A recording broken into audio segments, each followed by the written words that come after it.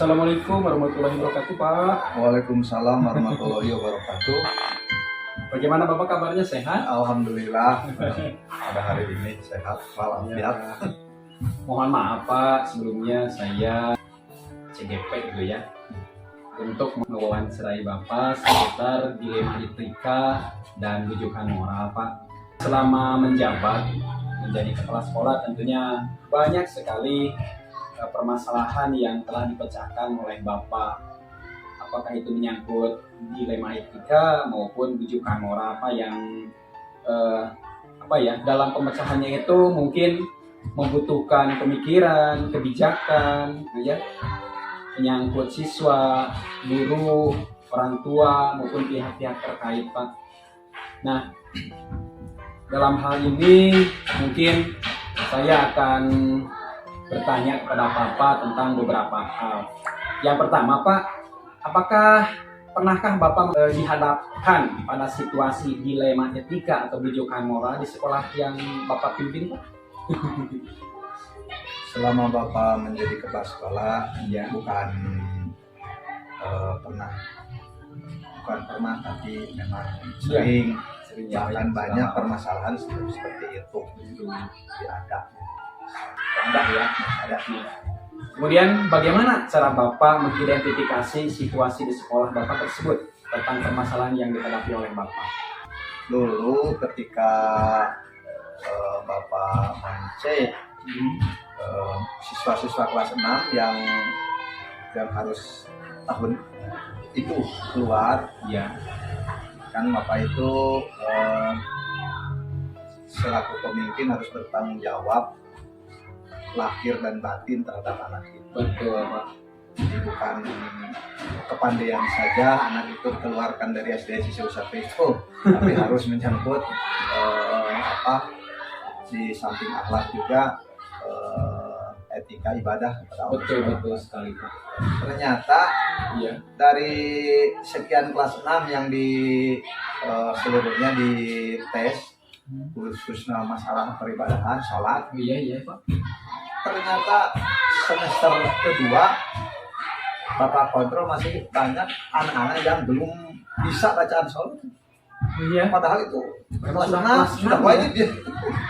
Sudah wajib. Padahal betul. Makanya Bapak mengidentifikasi anak-anak, dipisahkan dari sekian banyak itu ada berapa orang yang baru bisa. Nah, kemudian yang belum bisa sama sekali pada jam-jam tertentu oleh Bapak dibimbing untuk belajar bacaan sholat dan Kemudian selama ini bagaimana Bapak menjalankan pengambilan keputusan di sekolah, terutama untuk kasus-kasus di mana ada dua kepentingan yang sama-sama benar, kemudian sama-sama mengandung nilai kebajikan gitu ya. Satu sisi anak itu harus lulus dari kelas 6, tapi satu sisi lagi tadi Bapak ada permasalahan yang anak yang belum belum begitu paham tentang keagamaan gitu, di samping akademik mungkin. Apa yang Bapak jalankan gitu. Jadi setelah ditanya kepada guru kelas 6, ternyata pelajaran-pelajaran teorinya itu bagus ya, yang belum bacaan sholat secara teoritis. Nah, ternyata kenyataannya begitu, maka keputusan Bapak itu oleh sendiri tidak menugaskan kepada orang lain oleh Bapak itu. Jadi Bapak langsung terjun pantesan membimbing anak tersebut sampai bisa alhamdulillah selama 2 bulan oleh Bapak dibimbing. Betul, Pak. Saya juga melihat Bapak, menyaksikan Bapak setiap pagi mendampingi siswa-siswa untuk sholat duha ya Pak ya, baca tulis Al-Quran, adzan gitu ya. Kemudian sekolah sholat zuhur juga. Wah, itu salah satunya ya yang Bapak lakukan. Kemudian Pak, ada langkah-langkah atau prosedur seperti apa yang bisa Bapak lakukan selama ini dalam mengambil suatu keputusan tersebut? Ya dengan tadi itu ya Pak ya, dengan langsung terjun langsung Bapak tanpa menugaskan kepada guru ya, meskipun ada guru agama Pak. Ada guru agama itu, guru agama ada, karena situasinya di luar jam pelajaran biar oleh Bapak saja. Ya, jadi Bapak tidak akan memberatkan. Itu langkah-langkahnya Bapak memang dalam rapat orang tua juga dikemukakan. bahwa Bapak itu mengadakan kegiatan ini. Dan orang tua sangat setuju, sehingga Bapak mengatakan Bapak Ibu pinter matematika itu secara batiniah itu tidak akan diperiksa seperti di alam kubur. Tapi sholat itu akan menjadi keselamatan anak. Sehingga kalau mengganggu jam pelajaran matematika karena dibimbing agama oleh Bapak, mohon izin. Nah, orang tua alhamdulillah Bapak itu langkahnya mendapat persetujuan. Sehingga sebelum sholat duhur, waktu duhur, anak kelas 6 itu dikeluarkan dari kelasnya, langsung dibawa ke musola dibimbing oleh Bapak. Artinya dipahami dan dimengerti oleh orang tua ya, karena dibicarakan pada saat anak orang tua ya Pak ya. Kemudian Pak, hal-hal apa saja yang selama ini merupakan tantangan nih dalam pengambilan keputusan pada kasus-kasus dilematika seperti tadi Pak? Ada tantangan tidak Pak? Tantangan dari mana? Dari rekan, dari luar, dari orang tua, atau dari siswa sendiri? Kalau tantangannya itu tadi sudah dikatakan ya, kalau dari luar, dari orang tua itu bahkan tidak ya? Orang tua sangat mendukung. Meskipun pulangnya agak siang ya. Nah, mungkin itu pulangnya agak siang memang, karena dipisahkan oleh Bapak. Nah, dipisahkannya habis sholat zuhur, kemudian ini dibimbing dulu, yang lain itu tantangannya itu adalah dari siswa itu sendiri. Dari siswa itu sendiri bagaimana tuh Pak? Orang lain sudah betul. Sudah keluar, kalau tidak pulang juga sudah main-main, dia itu dibimbing. Pertama itu terpaksa kan, merasa terpakai, tapi kalau sudah biasa alhamdulillah tantangan tersebut mereka sadar, ingin bisa, ternyata berhasil juga. Betul, hebat Pak.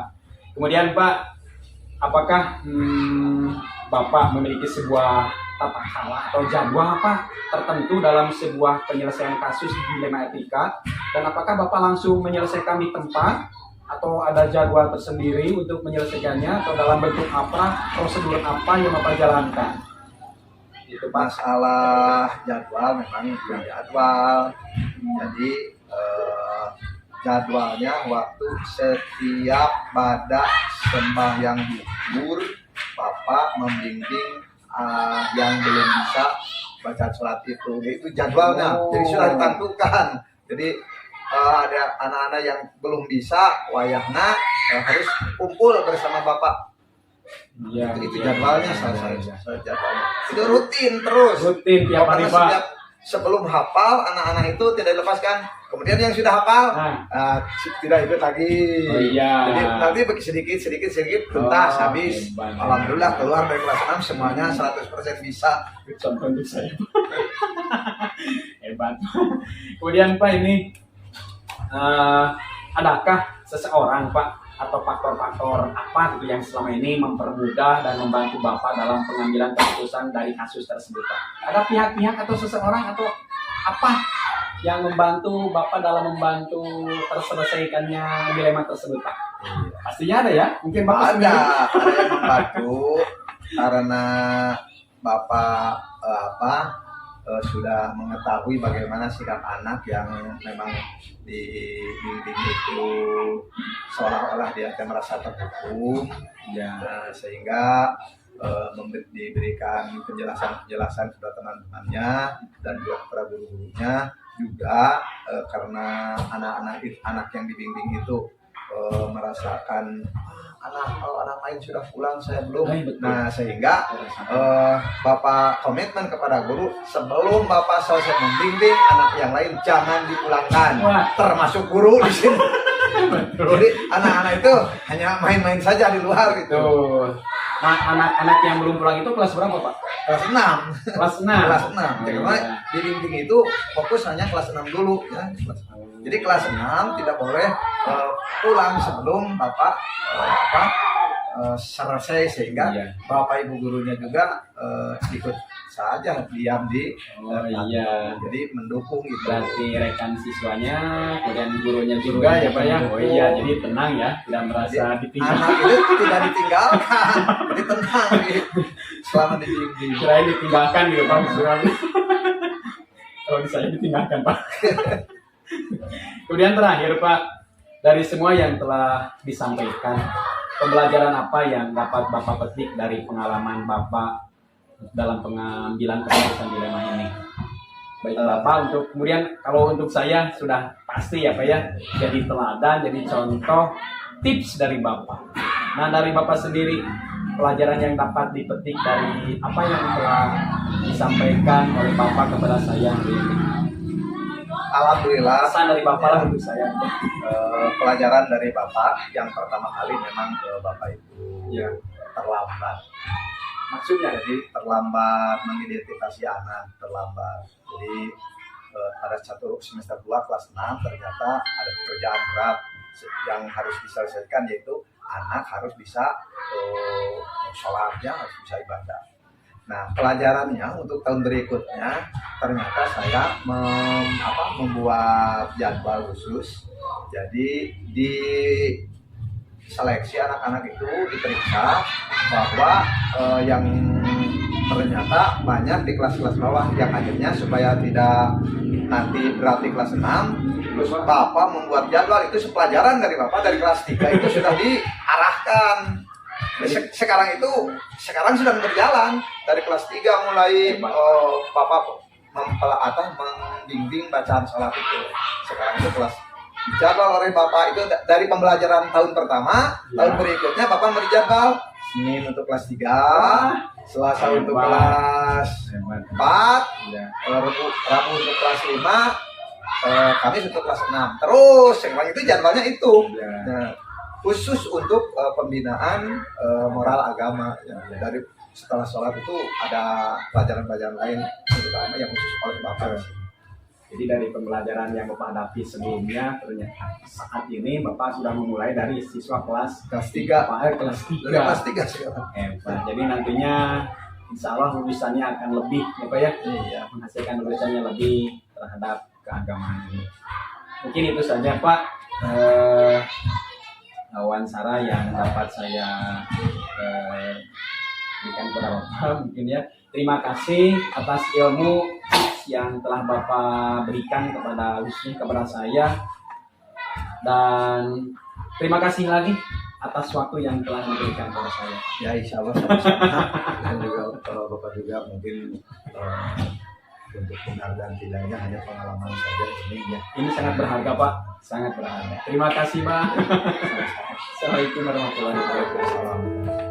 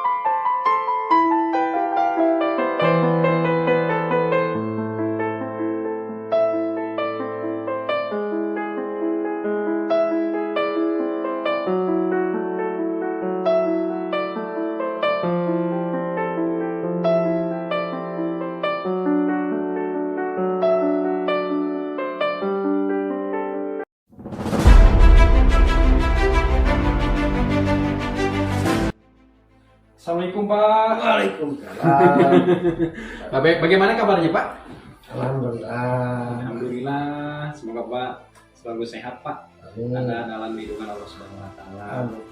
Pada kesempatan yang ini saya mohon izin Pak Kepala, saya minta waktu kurang lebih 20 menit untuk melakukan wawancara dengan Pak Kepala tentang dilema etika dan rujukan moral Pak. Tentunya Bapak selama ya dari sekian lama menjabat menjadi pemimpin di sekolah ini, kepala sekolah ini dan manajer di sekolah ini, tentunya sangat banyak menghadapi permasalahan baik itu dilema etika, kemudian rujukan moral yang tentu kalau tidak terampil-terampilnya gitu ya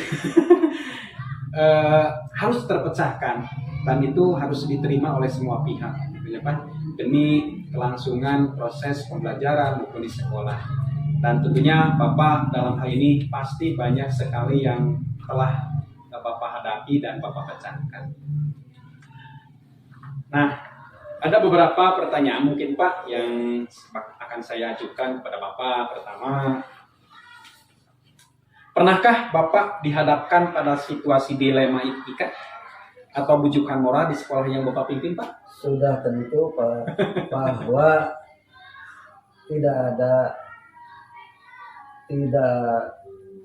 tentu pasti ya Pak ya? pasti ada berbagai macam halangan rintangan, terutama yang di sini yang mencolok sudah pasti ada Pak. Pasti ya. Berbagai macam. Coba salah satunya apa Pak dari sekian banyak yang Bapak hadapi dan bisa dipecahkan Pak?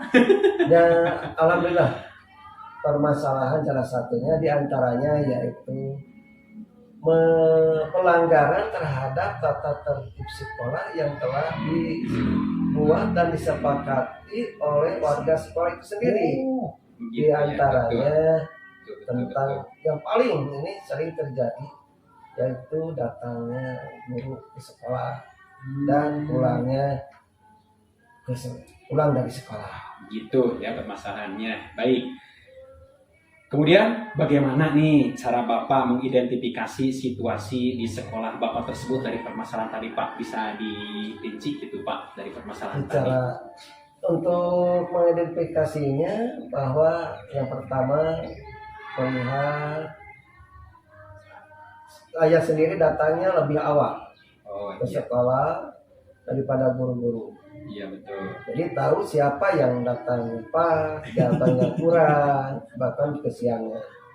Nah itu yang ini bisa itu. Jadi hasil penelitian saya sendiri dan juga dari melihat absen yang telah Betul, begitu ya Pak ya. Oh jadi meskipun telah disepakati aturan datang tepat waktu, ternyata masih ada beberapa guru gitu ya Pak ya, yang ada terlambat datang, kemudian ada yang kalau pulang terlalu awal gitu ya, cepat. Tapi Bapak selalu datang pagi, jadi terlihat ya, terkontrol oleh Bapak. Baik, seperti itu. Nah, kemudian selama ini Pak, bagaimana Bapak menjalankan pengambilan keputusan di sekolah Bapak, terutama untuk kasus-kasus di mana ada dua kepentingan yang sama-sama benar atau sama-sama mengandung nilai kebajikan Pak, yang tadi mungkin rekan guru yang Bapak pimpin itu mungkin ada kepentingan yang sama-sama penting. Nah, bagaimana Bapak menyikapinya? Kemudian di sekolah juga kan beliau misalkan punya tanggung jawab tinggi terhadap siswa. Iya, ya hasil daripada penelusuran saya sendiri juga ada pendapat dari rekan-rekan guru. Saya penelusuran rekan guru.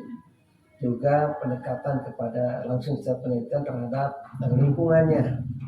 Di antaranya kenapa bahwa guru tersebut sering datangnya siang dan cepat pulangnya. Yang pertama yaitu sakit. Betul. Keluarganya sakit. Yaitu terutama ada yang sakit gula bertahun-tahun. Kebetulan pas waktu saya datang ke sini sedang mengidap penyakit. Begitu ya. Jadi bahkan sampai meninggal dunia. Dan kita kan punya pemikiran bagaimana untuk menghadapi. Begitu ya. Yang kedua Yang tuntas yang satunya lagi datang tetap siang, pulangnya cepat. Ternyata ada yang sakit suaminya. Ternyata seperti Nah, itu itu. alasannya Jadi, ya. Kami Dilema selaku juga ya, generasinya dengan guru-guru bagaimana pemecahan masalahnya. Iya. Nah, selanjutnya Pak, dari dilema tadi ya Pak ya, yang dihadapi tadi ternyata sudah tahu permasalahannya, datang terlambat dan pulang cepat. Nah, langkah-langkah apa atau apa prosedur yang seperti apa yang Bapak lakukan selama ini dalam mengambil keputusan dilema tersebut Pak? Langkah-langkah Bapak yang telah dilakukan. Langkah-langkah yang dilakukan yang pertama, pendekatan terhadap guru bersangkutan secara individu. Pendekatan secara individu ya Pak. Yang kedua, meminta bantuan kepada rekan sejawatnya untuk menguatkan dan memberikan pengarahan dan juga langkah-langkahnya supaya ke sekolah datangnya tepat waktu, pulangnya tepat waktu, di rumah, permasalahan di rumah juga dapat ditangani dengan baik. Betul. Dua ya, ada dua ya. Kemudian Pak, kemudian hal-hal apa saja yang selama ini Bapak Kepala anggap paling efektif dalam pengambilan keputusan menghadapi dilema tersebut ya, paling efektif Pak dari yang alternatif tadi Pak. Dengan cara pembimbingan, Lakukan bimbingan ya Pak ya, pembinaan ya Pak ya. Pembinaan, membina. Yang kedua, memberikan suri tauladan kepada dengan contoh ya, teladan. Teladan itu datang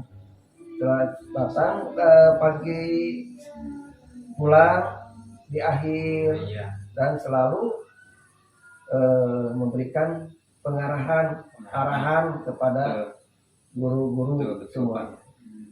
Selanjutnya Pak, apakah Bapak memiliki sebuah jadwal atau tata cara gitu ya tertentu dalam sebuah penyelesaian kasus dilema etika? Apakah Bapak langsung menyelesaikan di tempat atau memiliki sebuah jadwal untuk menyelesaikan? Bentuk atau prosedur seperti apa yang Bapak jalankan? Yang Bapak jalankan ada dua macam. Yang pertama, pembinaan secara rutin, yaitu 1 bulan 1 kali. Ada yang terjadwal ya. Yang keduanya, melihat kasusnya. Ada kasus ya. Apabila kasus perlu sekarang diselesaikan, maka di sana di situ juga secara langsung diselesaikan dengan cara bermusyawarah. Begitu. Kemudian Pak, nah adakah nih seseorang atau faktor lain yang membantu Bapak dalam pengambilan keputusan menghadapi kasus-kasus yang dilema tadi Pak? Sudah tentu tidak akan lepas Pak. Tidak akan lepas dengan kecuali yang ini Bapak rasakan. Semua kasus yang terjadi dapat diselesaikan dengan cara yaitu dengan minta saran-saran dari teman sejawat, dari guru-guru, bahkan dari komite juga, dari semua yang ikut campur, termasuk dari pengawas gitu. Dengan bercampur di dalam pendidikan itu, maka dipinta sarannya dan diselesaikan dengan cara bermusyawarah. Betul. Iya, baik Pak. Dan terakhir Pak, ada pertanyaan terakhir nih. Dari semua yang telah Bapak sampaikan, pembelajaran apa yang dapat Bapak petik dari pengalaman Bapak dalam mengambil keputusan dilema etika ini Pak? Yang diambil, iya Pak, yang menjadi pelajaran bagi Bapak, bahwa dengan cara pemimpin, dengan cara otoriter itu tidak baik, tapi hasil yang baik itu menghasil dari hasil musyawarah. Jadi tidak ada suatu masalah yang tidak dapat dipecahkan, pasti dapat dipecahkan dengan cara bermusyawarah, dengan cara bergotong royong, saran pendapat dari semua pihak, dan alhamdulillah hasilnya dapat memuaskan. Jadi hasil dari musyawarah yang dapat diambil. Ya, mungkin saya pribadi banyak sekali pelajaran yang didapat dari Bapak untuk saya pribadi, untuk menjalankan tugas saya nanti ke depannya ya Pak ya. Mungkin itu saja wawancara pada kesempatan kali ini Pak. Terima kasih atas waktu yang telah Bapak berikan kepada saya. Bagi saya pribadi, pengalaman yang Bapak ungkapkan barusan itu sangat-sangat bermanfaat bagi saya untuk hari ini dan yang akan datang, Pak. Terima kasih atas waktu dan kesempatannya. Mohon maaf jika ada kesalahan ucap dan kata tingkah laku saya yang kurang berkenan, Ya, Pak. sama-sama. Terima kasih, Pak. Semoga jadi pemimpin yang Amin, amin, Pak. amanah. Amin, amin, amin. Itu saja, Pak ya. Wassalamualaikum warahmatullahi wabarakatuh. Waalaikumsalam warahmatullahi wabarakatuh.